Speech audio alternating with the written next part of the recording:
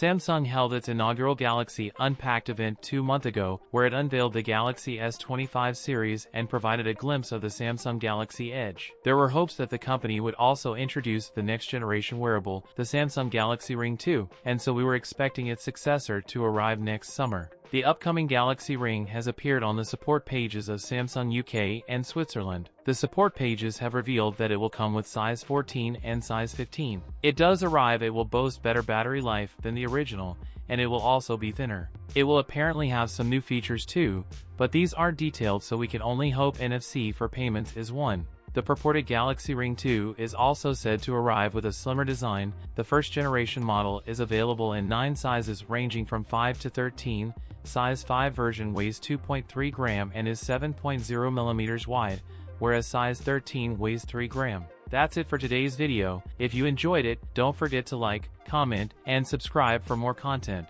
Thanks for watching, and I'll see you in the next one.